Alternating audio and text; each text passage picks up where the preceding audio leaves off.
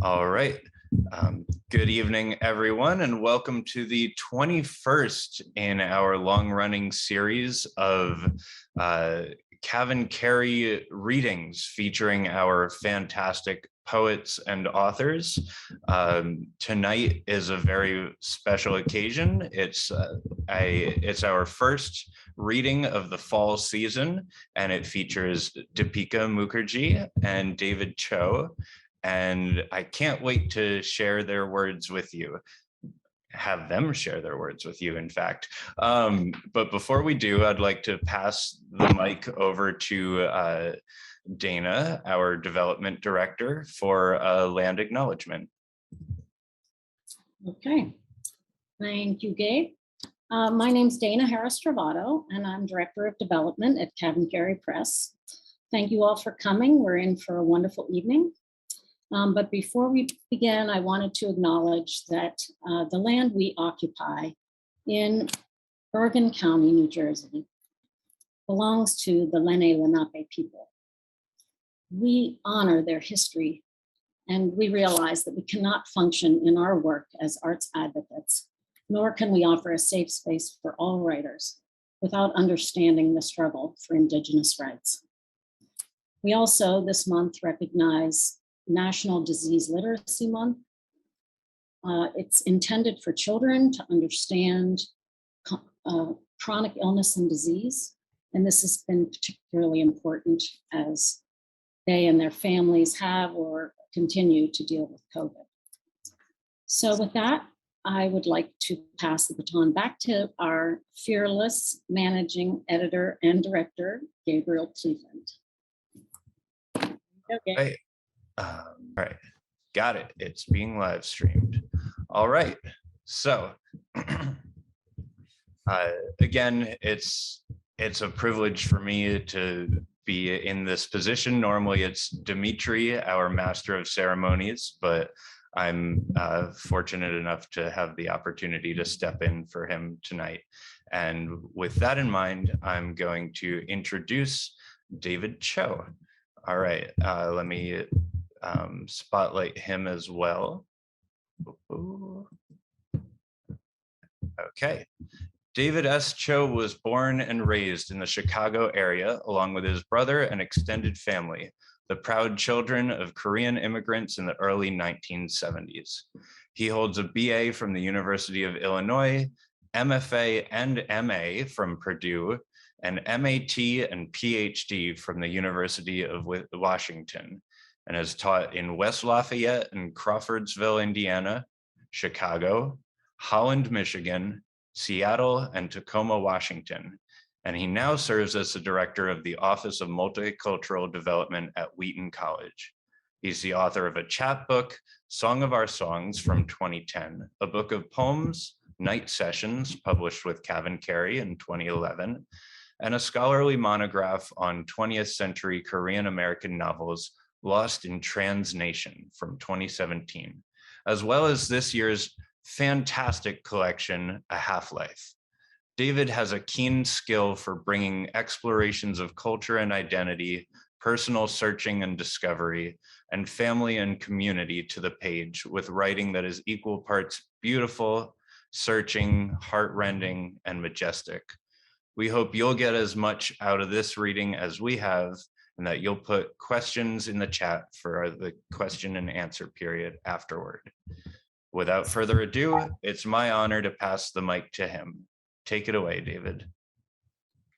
Hi, thank you for that wonderful introduction. And it's great to be with all of you. And it's great to meet Dipika for the first time, quote unquote meet. So glad to be here. Thanks for joining. I'll try to read a short poem from an older book, Night Sessions. As mentioned, I grew up in the Chicago area, so I'm actually worked right close to where my parents were, had a store. So I just always want to pay homage to my parents, and which Gabe also flashed up there on the newest book. Those are my parents back in Korea. So I started with a short one, then a longer one. I'll do a longer one and the new one, and then a short one. And we'll see how this goes. Some of them are poems I haven't read on some of these platforms, so I thought I'd give it a shot, and to not bore the CavanKerry folks who have been online a few times with me. So this is title of the poem is Night Sessions, same as the title of the book here, also from CavanKerry. Night sessions. Why my Korean brothers do not talk in class, I do not know. They wait like children around a piñata, waiting to strike the teacher's question, make the world turn with silencing answers of God. Late night talks of the eternal make them sleepy headed for class, miss the assignments, pull all night sessions to try and score perfectly, knowing it is too late, make them work all the harder, their faces furrowed the color of ash. If you don't believe me, watch them play basketball at midnight. Stout Korean bodies flying, making their own pale light, making the ball rise like a red moon, a prayer thrown up to God, leaving books for exams stacked high behind in faith, leaving the silence of parents locked in stores, shoulders hunched, bow-legged, exhausted, wondering whether their children knew all this was done for you. How they love this game until dawn, dark bodies, the soot of asphalt, thud into one another, the sharp pavement cut of shoes, pierced the night, the silence of a basketball leaving the palm, better make it a good prayer. Chicago-based one, here's one song of our songs. Again, kind of an homage to my parents. I wrote this in Indiana back when I was living and working around there, not too far from the Chicago area though. So song of our songs, a little bit longer one. So here we go. One, I am an insomniac. I write at night in my kitchen. I write only on dead winter nights where of all things in Indiana, tonight it rains. What to do on these cold winter nights when the rain comes down hard as sleet? What to do with rain that freezes the windows, grid through a screen? What to do with the sound of rain like the furnace air coming through the vent? Two, I would die to write a poem to my father in his tongue Korean, the smooth roll of syllables and words which held me captive as a baby, spoken by my father, mother, and their mothers, brothers, and sisters, the tree of life, that lineage written ages ago on a scroll and shown to me. You are Punyangcho, honor class of Korea, Yangban, you are next, what will you do? 어떻게 할 거야? How will you make us proud? This hypnotic tongue I forgot at age 7 when my father left to sweep steel factory floors and mother would leave for Sears bringing back small cardboard boxes of defective Han Solos, Luke Skywalker's action figures she detected on the assembly line, saving enough money to move to the suburbs of Chicago. On that cold winter day, I was told to learn English, to utter the dim nave of a language they once learned. My mind turned like uneven gears in a clock. How to go from 안녕히 하세요, hello, how are you, a phrase intoned to honor, head bowed, eyes never level with an elder, to this white lady teacher smiling at me in the eyes saying, hey, you, how you doing? The Korean language now comes to me in pieces. 반갑습니다, nice to meet you. 배고파다, I am hungry. 안녕히 가세요, goodbye, you are leaving.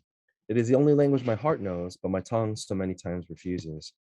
Three, how to write a poem in a native tongue, a tongue conceived an ocean away and brought here like a letter, shipped in a boat, silent as a ship, slipping away in the waves, postmarked, stamped, and delivered by my father.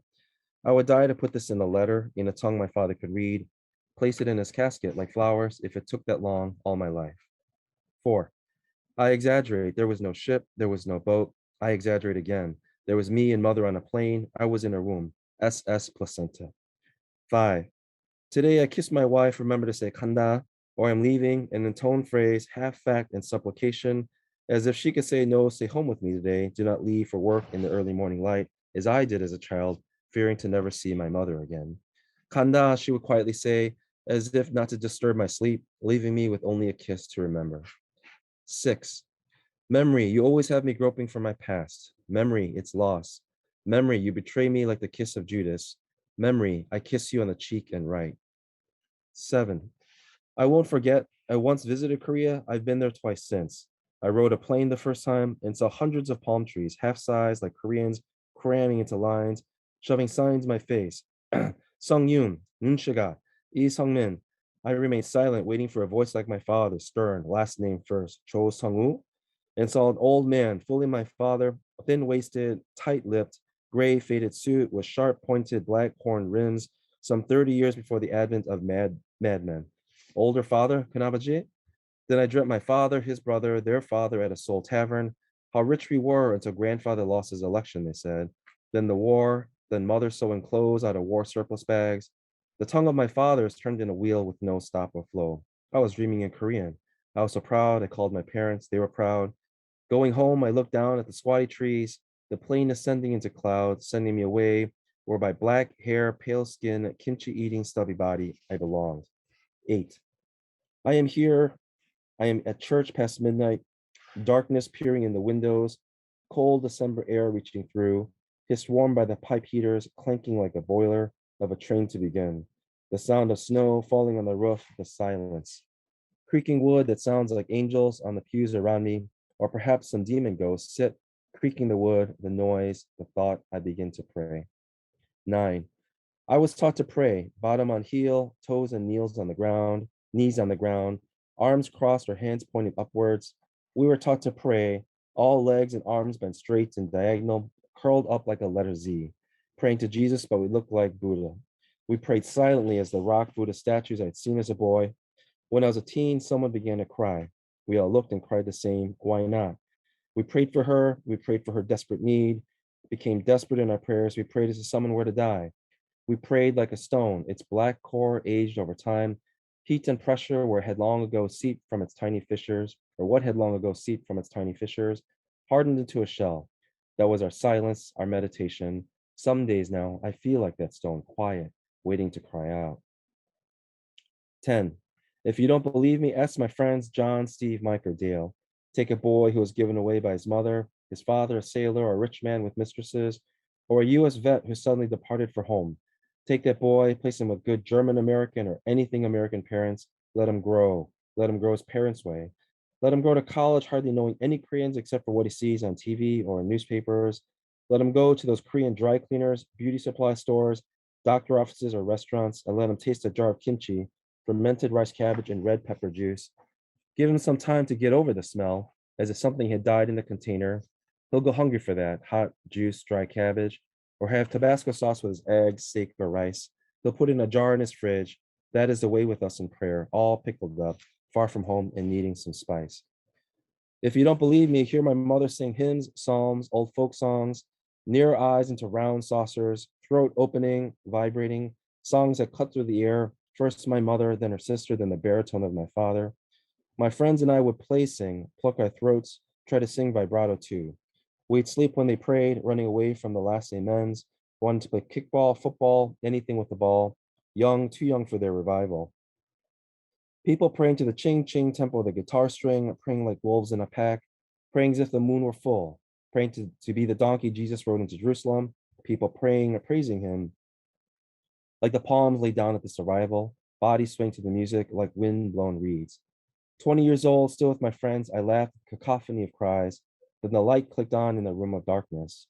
Sitting in the balcony, I looked down. I knew this father they cried to, the father who told us what to do, a father who had much to say, the father who was silent, the father who wanted us home, a father who left us home, a father who killed himself to show us love, the clothes I wore bought by my father, the language I longed for spoken by my father, the half smile of joy I hid modeled after my father, what life I was to live, written into my book-sized head, written by my father. God rested on the seventh day, and listening to my father's Sunday morning breathing, deep underwater breathing, I understood, so does my father. 12, the last part. Tonight, I'll visit my father's grave, a place in suburban Chicago he's bought already.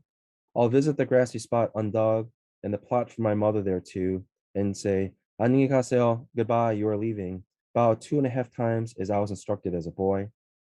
My father isn't near passing away, but I'll do it anyway, hoping he will hear me across the expanse of sky, blue as a dark bruise after night rain. I'll read this in Korean and leave the poem by the gravestone to be. I'll try my best. May they tuck it away in some chest they'll carry to the grave. May that bring him comfort as he sleeps. May that bring him sweet memories of me in my mother's dreams. Thank you. Yeah, just a few more poems from night sessions or a half-life. I'm going to honor the time here. Let's swap it up a little bit. Let's read 2 poems here. One comes from a longer set of poems, which I was going to read, but I'll just isolate one. In this section of A Half-Life, I write about the 80s and growing up as a Korean American pastor's kid, not me, but this fictional person, Harry Kim. And to his shock, he meets his father's brother, who is very different than his father. So this is all fictional. And this is also for a Korean veteran who served in the Vietnam War. So this is after Steve Chang. So The Edge. To know Mr. Smith, you have to know that in the 70s, he would travel around, marvel at the excitement of America's sweet secret white flower, cocaine, but would never join in. Marvel that to some, dope was a funny joke, to others, good journalism, and to most, something to be enjoyed, like a cigarette from another world, or at least one that would take you there. Smoke a joint, maybe, drink past the midnight hour, definitely, but never past the joint point of passing out. To lose that moment of alert wakefulness, even in times of peace, was to lose his edge. Even more so after the Korean and Vietnam Wars. The edge, he would tell Harry and his kids, is like the time I went to a bar in Texas, saw a lovely Latina sitting alone. Such beauty matched with such loneliness was like a lost wallet of money suddenly found, like the parable from Jesus himself. Why not sit in silence together? Or speak with broken English sighs, or let whatever may come between us arise like the moon and stars together. Her English was fine, and so fine was our conversation. Her boyfriend came and asked me to step outside for a lesson, that he would teach me a thing or two. No, thank you, I said in my best broken Konglish, and he began making like a train, smoke billowing from the top of his head and ears, dark things coming from his smokestack of lips. He asked me to step outside again. I said, I speak no English, no Americanese. Then a perfect American English, I growled, so take it easy, dude. People laughing so hard it sounded more like wolves howling at the moon, which brought only more heat from his head, more smoke, and dark things from his mouth like a stovetop, and told him, if I had a skillet, I could have made a meal, fried fish or an egg on his head. He made a fist, and I made bad, laughing at the insolence of his youth. In Korea, in a split second, I would have slapped him, flipped over a table, my friends holding me back. But here in America, and he's so much bigger than me, he hit me and hit me again. His friends pulling up metal knuckles, rocks, pipes, and anything outside or under their coats, all hitting me groaning with laughter, them stopping when seeing their fleshy abdomens. In the corner of my eyes, I back kick like a mule, front kick like an American football punter, side kick like a ballerina. No more laughing, no more chatter, music no longer, only heads getting hotter, more dark things from their mouths, fists, shoes hitting me until a hot sweetness, black like liquor, filled my back, my spine, the bitterness filling my mouth. The police even came using batons. Even then, I kicked past beyond my hour of consciousness, like your father, who prays with such passion after and before a long day of work, crying as if to ask for the dead to come alive, as if to ask that his own life could be taken, as if another poor soul would instead be blessed. I kicked swiftly at the pin sized image of their bodies from the side of my head. Yes, those puny eyes they were screaming about. If you don't believe me, check it out in the newspapers. They locked me again until I remembered my last name. It took years, but I am here. It keeps me awake when at night I need to fight off the sleep. And when sleeping, I remember and arise of the day is yet dark to me and the world. I arise to take back those years lost to me. I arise to the moon, greet the dawning sun, to be here and to laugh about it with you. And then one more poem to wrap it up here, hopefully on a lighter note than that last one.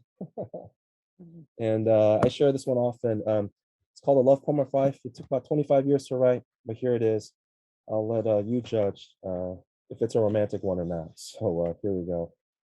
A love poem for my wife. Today the wind blows, it is Chicago, and it is cold. So cold the wind has streaked the clouds into puddled blues, still with resolve, or so it seems. So resolved, the sun tries to set itself lower on the horizon. Lower in Chicago means dropping beneath the line of cement, steel, sand, and lake water. The cemented gray of exhaust on snow, salt-ridden tires, highways covering the city like a maze, cars scurrying like mice.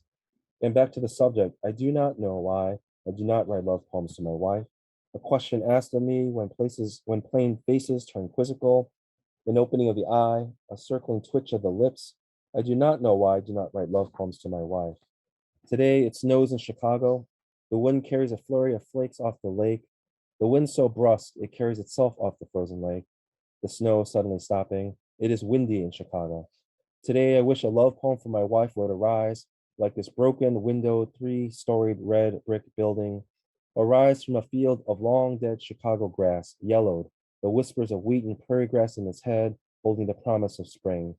This building set atop this field, set atop timber, steel, and cut stone cylinders in this muddy marsh, this great layer of jelly, this Chicago cake of clay, water, and gravel. A love poem for my wife that would rise like the sun over Lake Michigan, a red, hazy blanket, like the sun setting, a dark crown over this field, this building, this second city, this city of impossible contradiction, this city of 2 seasons, winter and construction, this city whose fall season is too short, yet 2 golden burnt orange and brown leaf fall glorious, this city of animals, the bears, cubs, bulls, and apparel, the White Sox, This city of hard work, harder vowels, consonants, and sharp syllables. You can hear it in the mellifluous staccato of its heroes, Mike Ditka, Dick Buckus, Walter Payton. You can hear it in the rattling barrage of the L, the elevated train crisscrossing the city. You see the red lights, the scarlet pair of eyes fading in the distance, wheel sparks on the steel tracks, carrying its own heat, creating its own swishing wind. This winter gale off the lake, creating a swirl of snow. This windy city of my birth, this city of broad shoulders. For this Korean American woman I so love, finally, a love poem. So, romantic or not, I don't know. You let me know. Thank you. Mm.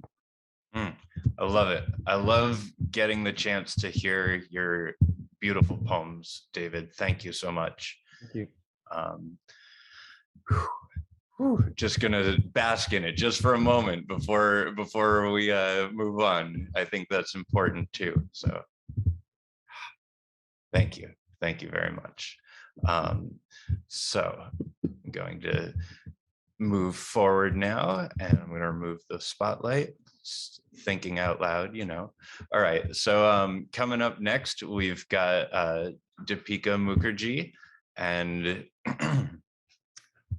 right now is a great time to mention that when you love what you're about to hear in a few short moments, if you happen to be going to Governor's Island this weekend for the New York City Poetry Festival, Dipika will be joining us, CavanKerry Press, and her fellow pressmates, Marina Carrera, and fellow Fall 22 CavanKerry poet, Diane Silvestri, for a reading on Saturday at 2 p.m. at the Brinkley stage. So yeah, if you are planning on attending, please do stop by our table, sit in for the reading, and take advantage of the opportunity to meet our excellent poets. One additional reminder, now is a great time to put in some questions for Dipika and David in the chat. So with that all established, back to Dipika. Dipika Mukherjee is the author of 2 novels, Shambhala Junction, which won the UK Virginia Prize for Fiction, and Ode to Broken Things, which was longlisted for the Man Asian Literary Prize. Rules of Desire is her short story collection. She's published 2 books of poetry prior to her brand new one, The Palimpsest of Exile and The Third Glass of Wine, and received the Liakura Poetry Prize in 2016. She teaches at the Graham School at the University of Chicago, as well as Story Studio Chicago, and holds a doctorate in sociolinguistics. You can find more about Dipika at her website, dipikamukherjee.com. And with that in mind, I just want to add my personal take on Dipika's writing and this beautiful collection, Dialect of Distant Harbors. This is the printer's proof. The physical ones are in the mail very, very nearly. So I can't wait to hold the finished product. But what I love about this book, what I love about Dipika's writing, is she has a singular knack for spinning words onto the page that engage your senses so sharply, you feel the summer heat begin to draw moisture to your skin. Your nose peaks with the sense of vibrantly rendered dishes that make your mouth water. Your heart carries her stories long after you close her book. And it's my pleasure now to turn the mic over to Dipika for what promises to be a wonderful reading. Oh, thank you, Gabe. Thank you so much. That was quite an introduction. And David, I loved your poetry. Honestly, you're such a hard act to follow. And one thing that you have to teach me is how to read poetry about parents and family without crying. That is my biggest problem, you know, I mean, and I don't think that this is anything to do with my being female or anything like that, because I know women poets who do that on stage, but I am just a puddle of emotions and I really need to learn how to do that. So well done you. That was beautiful. And I'm really glad that Jaya Kang, showed up here, because she's this wonderful Korean writer. And I hope that you both will keep in touch, because you're both in Chicago as well. There's just so much good writing going on. Thank you to everyone who's, signed in. Rachel, thanks for, coming in. Before I begin, I just want to say that, I am really looking forward to my in-person events as well in Chicago. So besides the one in New York, I'm going to be having 3 events in Chicago. On the 11th of October is going to be at the beautiful Cliff Dwellers on Michigan Avenue with the wonderful views. I'm sure a lot of you already know that. And then on the 15th of October, it's going to be at the South Asia Institute. And then on the 19th of October, Haymarket House is hosting their, monthly reading. So please come. I'd love to give everyone a hug. And, David, meet you in person finally. So it would be lovely. My poetry, especially this book, Dialect of Distant Harbors, is really a lot about the diasporic situation where there is a lot of longing for things that you want to be or want to become or maybe can't have. And at the same time, there's a lot of loss of language, of family ties, of culture. So I think that most of my poems in this go into that. So I'm going to start with the first poem, which is titled Wanderlust Ghazal, because I feel that wanderlust is something that also is so much a part of my poetry. I was born into a family of diplomats, so I've been traveling since I was 6 months old, and I can't stop traveling, but at the same time, you feel very unrooted. So this is titled Wanderlust Ghazal. My language is a Bedouin thief delighting in foreign sands. It understands the erasure of monks, the ritual of palimpsests. English has no word for hemonto.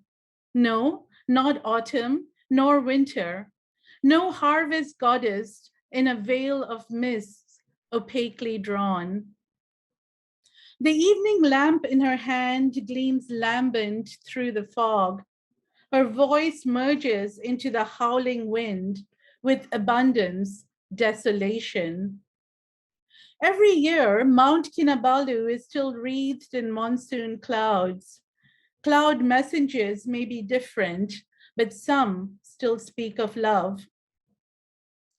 Malay Lascars sang of narrow boats with pineapples stacked too high. A grievous vastness to this world beyond human experience. Wanderlust is a disease, incurable. Deep from within it chortles. The light of the moon cannot be rooted, Dipika. Do not even try.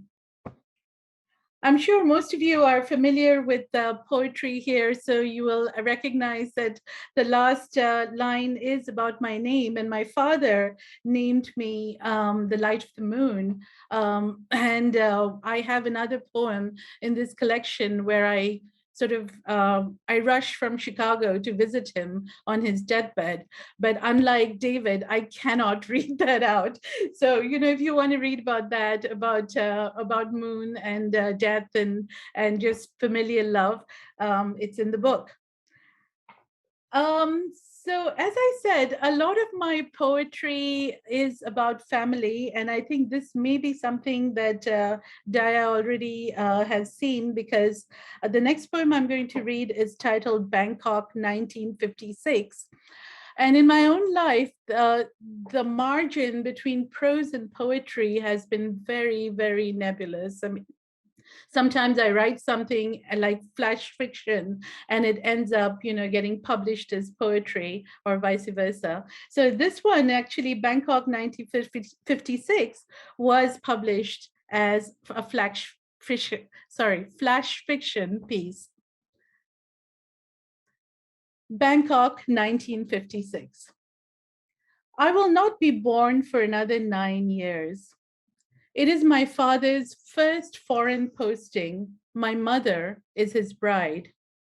She leaves a sprawling home in Calcutta and 15 playmates to take his hand, crossing black seas to go where he will go. In a house as vast as her natal home, there is the two of them, a maid, a gardener's family. Only silence speaks her language through cavernous days. He has not learned to woo her. They both married when told. But one day, he brings home a sari from the Parsi merchant. Look, he says, unfurling a shimmer of cloth on the bed. The rose color reminded me of you. He is colorblind. She sees a snot green of silk. It reminds her of mold on damp monsoon drains. She picks up the sari and drapes the pallu coyly over her shoulder.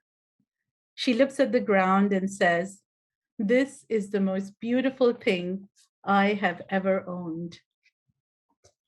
All right, so my next poem is about a phrase that actually a lot of us hear. And it's not only in the United States. I mean, I know from living in many different countries that very often migrants are told to just go back to where they're from, right? Just go back to where you belong. So I wrote this poem about, I think, 6 years ago or so, where I really felt that things in America made me feel like I wasn't, welcome here anymore. And this is a poem that kind of came out of frustration and also love. Going back to where I'm from. Going back to where I'm from is to return to women who are goddesses, incense smoke and drum beats, and women who bury infant girls into the ground, into milk vats to drink until they drown. To many armed goddesses who slay demons and darkness and scarcity of thought, and women who are womb and vagina, never brains or mouth. To stargazers who send probes to Mars, mathematicians of cosmic poetry, and women raped in temples, strung from trees, disemboweled in a dark-tinted moving bus. To Bengal and Indus Valley and Chittaranjan Park and Texas and Ohio and State Street in Chicago. To meals beginning with bitter gourd and ending in milky sweets, and sweetwater fish and mountain goat, and homemade cheese strained through muslin so fine it passes through a child's golden ring. The mind travels as a flume, belonging here, rooting nowhere. The hunger for roads packed with parched red earth. July, the monsoon cool of runny streets. Clouds paused for the miracle of light on water. The skies turned of. Rains feel amniotic as the nomad breaststrokes through alien streets for electric air, even as a belligerent hunger pushes the boat away from shore. I am more than a dress or a sari, more than henna and bindi, and more than skin scabbed with regrowth. Still further to travel, higher to climb, so much to uncage. I'm going to cut in just for a second, Dipika, to mention that I think your papers might be rustling the mic, so just a heads up on that.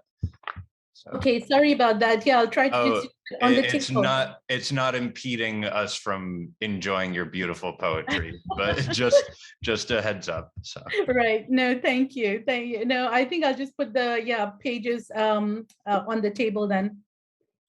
All right, from all that like kind of heaviness, let me take you to something lighter, but something that I think that everybody will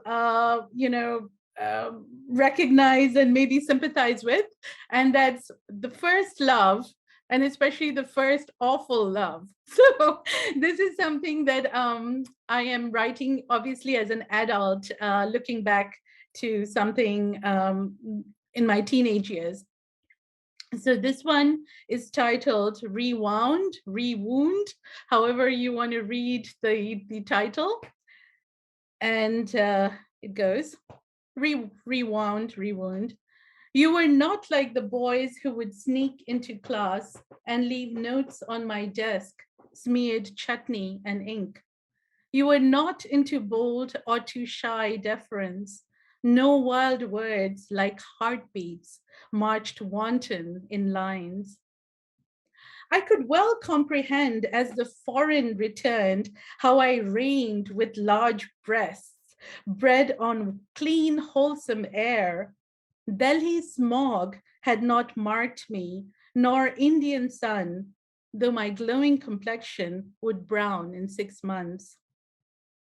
As a veteran of crushes, I already knew of heartbreak and titillation, of the dark side.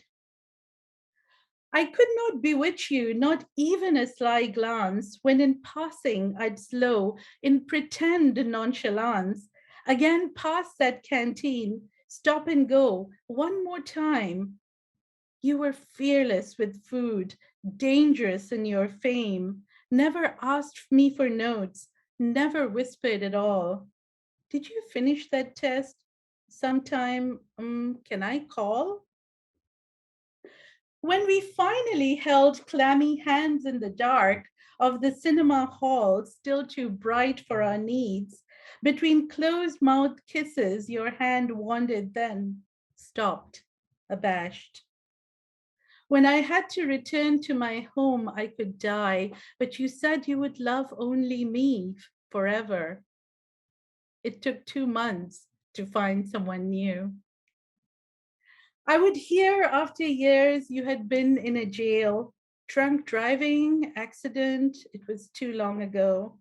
I would hear that you were still too different, alone.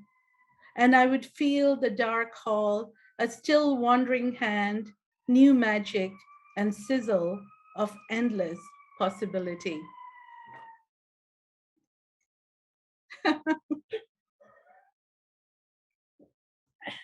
All right. Since we have a few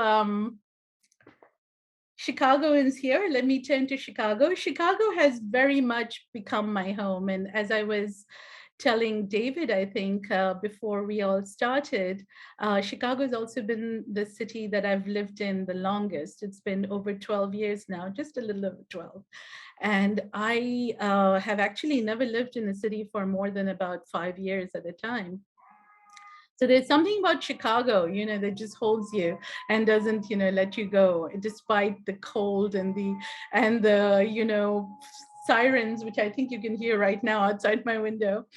But this poem is titled "While His Guitar Gently Weeps, I Turn." And sometimes my first lines are my title, so I'm going to read it out again. And I think that those of you in Chicago will recognize what a love poem this is to Chicago. While his guitar gently weeps, I turn to state, past lake, follow the melody drizzling melancholy into a Chicago night. Lake breeze a caress of yearning for yesterday, yay, yay. I am drawn to this. A busker, his stage the street, strumming a guitar, his voice soaring over the traffic hum as he begins, "Here comes the sun." I lean against Walgreens with homeless mother and child. Rowdy teens cross over, hurtling, hooded. They circle and zoom, surround him, shouting, "Beat it." He smiles and complies. Jackson's Beat It, wickedly segues to Weird Al, and the boys shout, "Eat it." The music unceasing on this easy congregation of grace. Evening news scrolls on the ABC marquee, death toll, ... But we dance, singing with mingling exultant breath over this transient field of joy. All right. I think I would really like to leave some time for questions. So I'm going to just do my last poem. And it's the title of my collection. It's the title poem of my collection, The Dialect of Distant Harbors. And I hope you enjoy it. The Dialect of Distant Harbors. Bengali is my father tongue. It is true my mother speaks Bengali and crooned fule fule dhole dhole over sleepy infant heads. But it was my father who grounded Bengali, watered curlicues of text, weeded enunciation through teenage years when English whispered, put your head on my shoulder. When Indian schools spat out vernacular as the dark peasant destined for penury, English strutted like a boss. But my father recited Tagore, the Bengali sibilants, a song on his tongue. Bohu din dhore, bohu krosh ture. I have traveled miles, spent years afar, seen mountains and oceans new, but I haven't seen outside my door paddy glinting in morning dew. Bengali is the 7th most spoken language of our world. It will not disappear by my neglect, nor Bengali poets writing in English. It is impervious to our mad dashes and enjambments, our stutters in severed tongues. Yet I fear the absences from the vocabulary of my children, 7th most spoken language of the world, but its majesty unfelt in this foreign tongue I write in to reach you, to reach you. Bengali is still my magic chalice, refilled by the dialects of distant harbors. I'll end there. Thank you.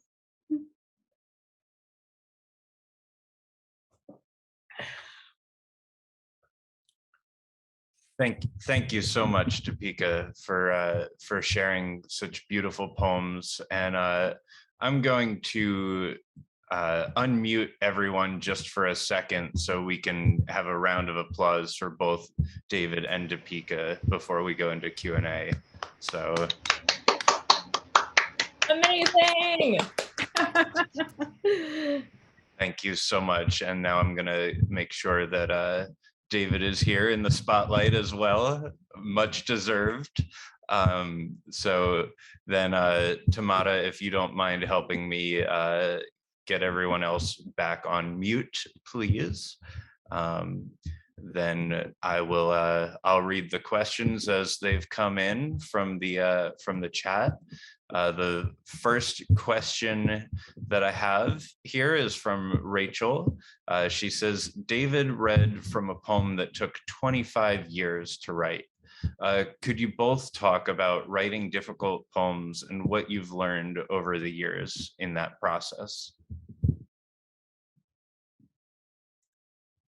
David, you go first because you said it took you 25 years, so go ahead. Yeah. One, it means I think Dipika is probably much smarter and more creative than me, is number one. Beautiful last poem, the title as well in the first line. Yeah, I think in terms of writing poems, some kind of come in an epiphany. Some I think come as you just scribble notes over a long period of time. And I think this is just one of them. Had an idea of it, kept chipping away.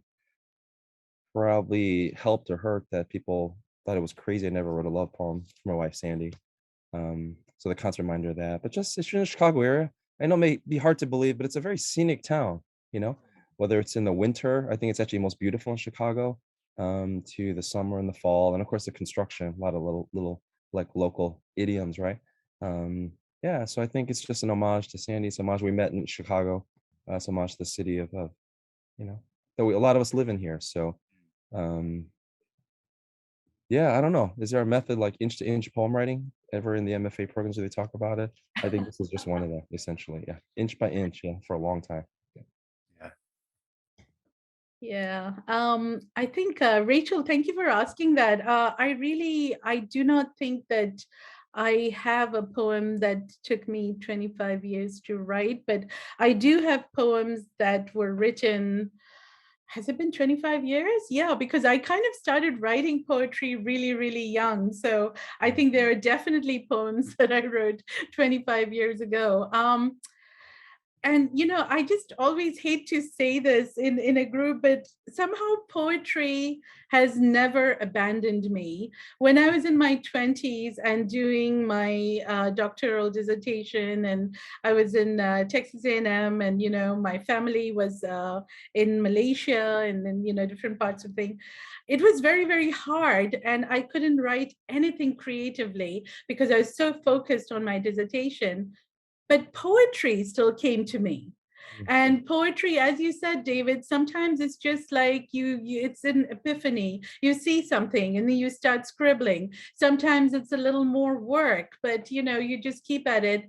But it's not as crazy making is the only word that's coming to my mind, as writing a novel, which just drives you nuts and makes you question all your choices, because novels in general take me at least about 6 to 7 years to write.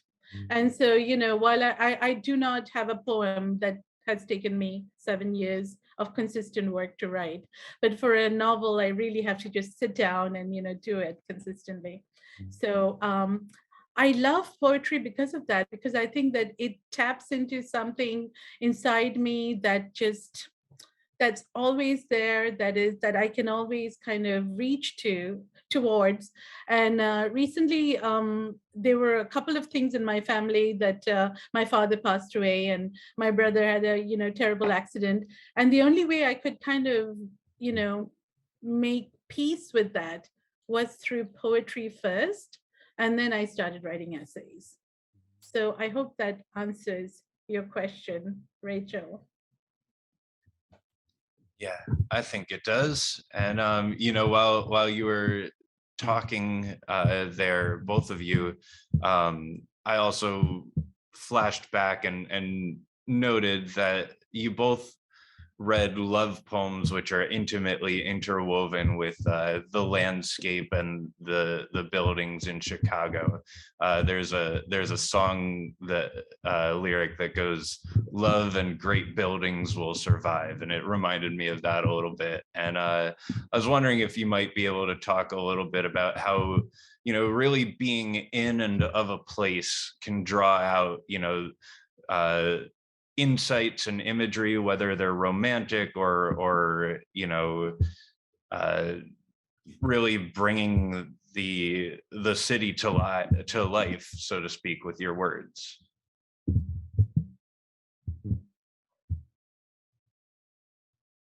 David, want to go first, or should I take this one? Yeah.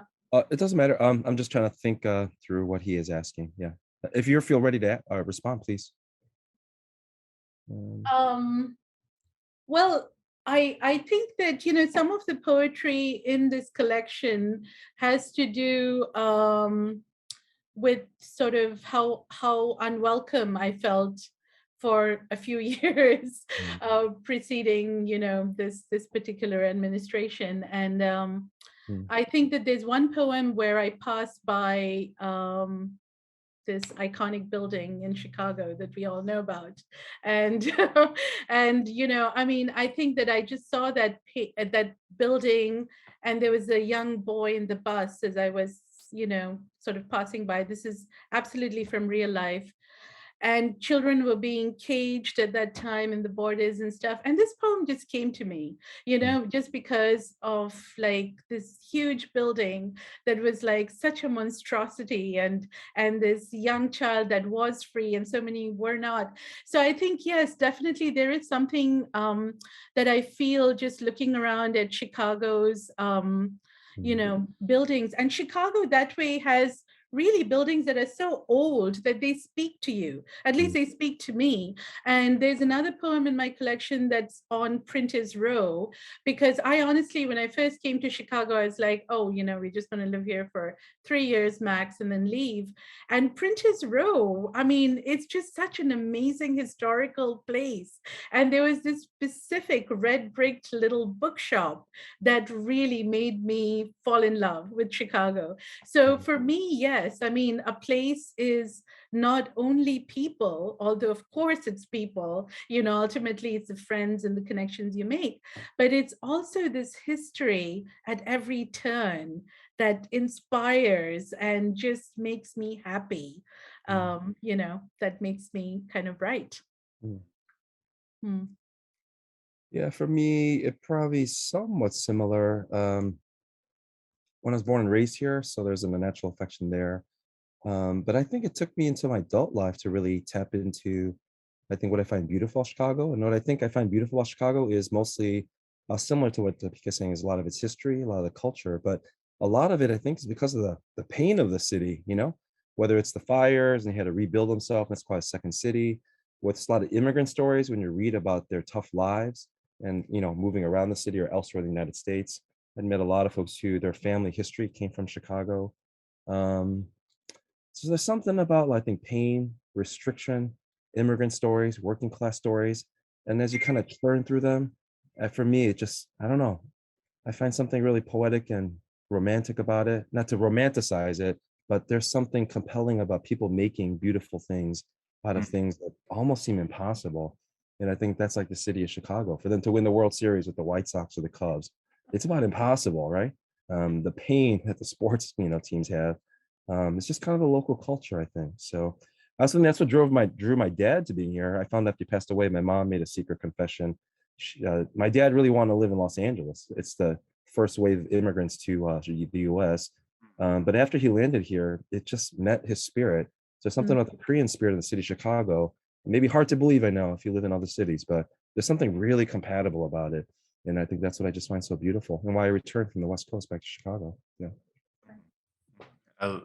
That's really, really interesting to hear. And I love those insights. It's that kind of stuff that you just, I've never lived in Chicago. I visited a couple times and it seems like a beautiful place. And it's true. You see those old buildings that have been there for so long. And I think, you said they speak to you, you really do get that sense. So I appreciate that insight. On the subject of not only Chicago, but various other places, you're both world travelers. You've both been around the US and also plenty of places internationally. And that comes through so beautifully in your work. And it gives us as readers the opportunity to step into these new, wondrous, and oftentimes unfamiliar worlds. I was hoping, sorry, I was hoping that you could talk about what it takes to so effectively capture these various places in your poems, these places that you occupy and explore.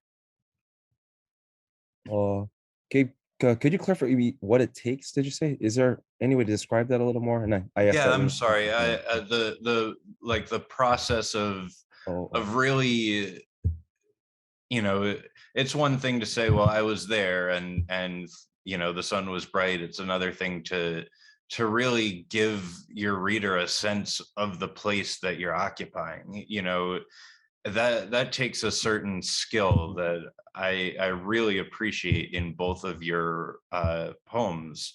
That when I read through a series of poems, I feel like I'm inhabiting the world that you were inhabiting. You do such a great job bringing it to the page. And as is it just natural to you both, or do you have to pour over the details to make sure that all the intersections are in the right place? Yeah, I mean, just to get the ball rolling, I think for me, when I think about your question, uh, probably part of it's indoctrination.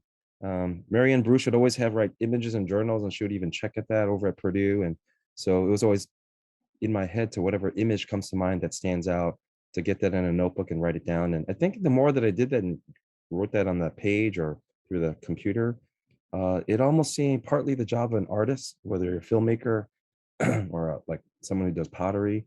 And for me, over time, for me, increasingly, it's almost more like an act of justice, because Mm, there's all these stories and lives that are getting lost. There's a lot of layers going on that are there to erase these stories, these lives, these languages. So the only way to really recover them or to keep that in the public eye is to just write and write in as many of the um, imagistic details as one can, whether it's a sound, the cadence, the image. So that's how I've always approached it. Um, and it's probably the only thing that kept me going, because writing about Midwestern Korean Americans way back in the day is probably not the most popular thing to do, right? So it'd have to be on one of the coasts instead, right? Or in Korea or something like that. So, but to me, it just felt like a terrible loss. Imagining all my parents, my grandmother who I grew up with, just erase them from history. Why not just do it? No, no, thank you. I'll stick to it and I'll write it. A lot of them were working class when they came to America. That whole journey, I think it adds to the Chicago ethos. In my view, it's still a working class city, right? Though I think someone can argue about that. That's the heart of the city. Without that, we forget. And when we forget, we create a future that I just doesn't seem right. So that's what keeps me going. Yeah. Yeah. That's really interesting. Yeah, and I think that, yeah, definitely. I think I also write to, in a way, sometimes just bear witness to what's going on and to keep a, record of things. Definitely my Dialect of Distant Harbors is written because I do feel that my children are losing the language. And if I don't, say it or record it in some way, it will just disappear and no one, will pay any attention. So of course, I mean, that's also giving my words more power than maybe they have, who knows, but I also feel that in my own writing, since you asked, Gabe, that's a really good question. I feel that because I, in a way, still have quite a large Asian network that I do, sort of visit and teach and, talk to often. I have to be very aware of not just peddling my ethnicity when I'm doing something in the US. I mean, it's very easy to do these goddess poems and incense and, blah, blah, blah, and make it into like stereotypes. But then you Mm, take something like that into Asia and they're like, mm, why are you preaching to us? And yeah, so what I try to do is, even if I use it, use these kind of much used metaphors and things like that, that there is something that is different about the poem, either in its messaging or in its ending and things. And in this particular collection, for instance, the I think it's the last poem, the aphorisms from the Malay, thing. I feel that I really had to work on that, not only to, in a way, bring the reader into Malaysia, into the rice and the gravy and the flying, animals and things like that, but also there's a lot of pantuns, the Malay kind of poetry that is in there. So to somebody who is reading it in Malaysia, they would probably get another layer that may not be immediately available to English readers. So I think that I have very consciously maybe tried to not just make things exotic and different and yeah. mm. uh, that's all I can say about it. Yeah. It's a great yeah. point. Yeah.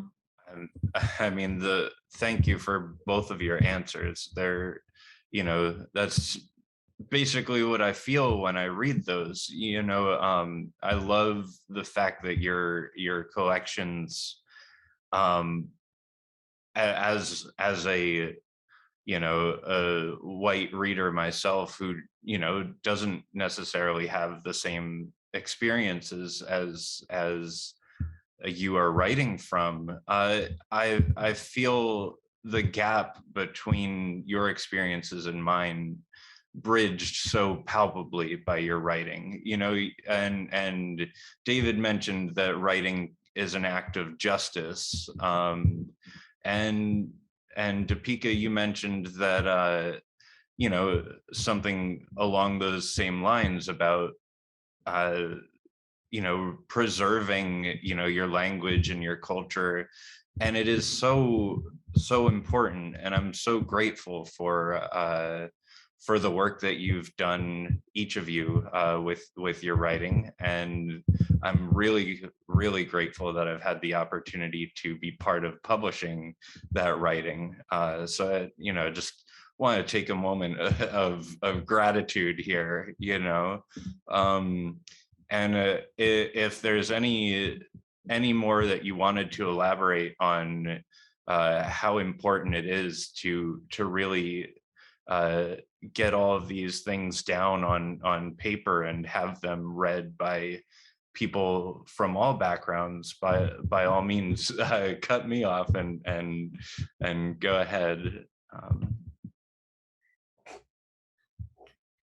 Well, Deepika, could I ask you, what was that line you stated earlier about ethnicity basically being on display or show? How did you phrase that? I said that I'm very aware of peddling my own ethnicity. Yeah, just, you know, I mean, putting that up for sale, whether it is for book publishers or readers or whoever. And yeah, yeah. But gosh, no, Gabe. But you know, I have to say that, you know, it's been an absolute pleasure working with CavanKerry Press. So thank you all for the great work that you all do. And yeah, I mean, I just feel that nowadays, especially with the whole world really sort of being on fire most of the time, and people not really reading sort of books or and things in the same way that they did, that maybe poetry fills a gap. It does something in little short bursts that invites empathy and, you know, just sort of, yeah, a connection with people. So I appreciate the opportunity to speak to readers and to, you know, other people, whoever. Yeah. Yeah, I want to echo that too. It's been a real pleasure to work with CavanKerry. This is kind of aesthetic that has always been very drawn to. So I appreciate being in touch and what you all do. And I just want to give a shout out to Jack too, because one of the reasons why I learned about the press was through Jack's own books. So that was kind of my running start there. So yeah. Yeah, that's Jack Riddle, author of Losing Season, who's in the audience tonight. Shout out to Jack. Thanks for being here. Thanks for being a great part of the CavanKerry community as well. We have time for maybe another question or two if anyone wants to add them to the chat. I have one more question, which I'm going to start with Dipika, and David, if you want to chime in at all after that, by all means. Dipika, you mentioned, you know, a lot of these questions are centered on place because, you know, as I already noted, maybe more than enough. You both do such a great job of bringing that sense of place. But one of the things you mentioned during your reading was that experience of feeling unrooted as a result of the constant travel and going from one point to another. You know, on one hand, you know, you speak in the dialect of distant harbors and all the different places you've been to, but you know, on the flip side, there is that sense of displacement as well. And I was wondering if your writing is in any way an assertion of self that helps you ground yourself wherever you may be, and if you could talk about the process of that, if it is. Yeah, I think that's really a great question, and something that taps into something that I have felt as a child, because my father was a diplomat, and we were frequently in countries where we didn't speak the language, or, you know, there was just a fog of sound when you step into the streets. At schools, of course, we'd be in international schools and things like that. But I felt that it was always the word that, you know, I could understand. And so like books, libraries, they were my sanctuary. There were always books in English in libraries and things, or in, I don't read and write in Bengali as well as I do in English, because I'm just out of practice. But I just feel that this, my own attempt to sort of write and in a way assert my sense of self, or like whatever I'm going through, I think that started very, very early when I was really a child, and, sort of home, and hadn't made friends in a new place, and I could always journal. And so I felt that, when I wrote that line about my mother being in Bangkok and silent speaking her own language, that was really something that I went through repeatedly as a child, which probably helped me as a writer, because I was always very much into finding like my own companionship in my own mind, and that I think is very helpful for a writer, where you're not always leaning on other people. I do have 3 brothers, so it's not as if I was always home alone, but I think that there's still a sense of needing to rely on your own sense of self when your parents are such frequent movers. And yeah. Yeah, for me, when I thought of your question, I just remember at U of I, when I started getting into poetry, Bridget Kelly, who was the professor, and I had no idea who Bridget Kelly was at the moment, right? She would always feed me these books, and one of them was Leon Lee, and I was like so taken by the book, and also because he lived in Chicago, I was like, what is this, right? This expresses something in a kind of a sound and a noise and themes that just really hit it home. So I think then and now, when I still think about writing, it's still like claiming a space, and as life gets recalibrated or you get discombobulated, and you got to reattach tethers to the world, and reattach them and lose some. I always felt like that's what poetry offered, whether I read them, as Dipika was saying, or I wrote something. And yeah, if I didn't see Liang Li claiming his Chinese American heritage, I don't know where I'd be. Bridget Kelly, there's just so many people, and I think that's just really the importance of poetry and the words on the page. Even when the printers prints it out, it's literally claiming a space on that page, right? So Yeah. there's just so many dimensions to it. That's how I've always thought of it, and still do, actually. Yeah.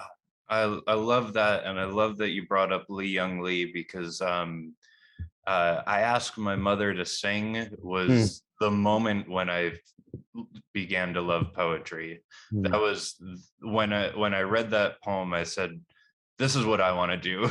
That was it for me. In I want to say like 10th grade, I read that, and it's been a long time since then, and a lot of work going into actually figuring out how to really put the words together and get them on the page. But Yeah. it was that moment, it was like being electrified or something. It just beautiful, beautiful writing. And speaking of beautiful writing, one more time I wanted to say how grateful I am to have this opportunity to share this evening with the both of you, and to get to hear your beautiful writing.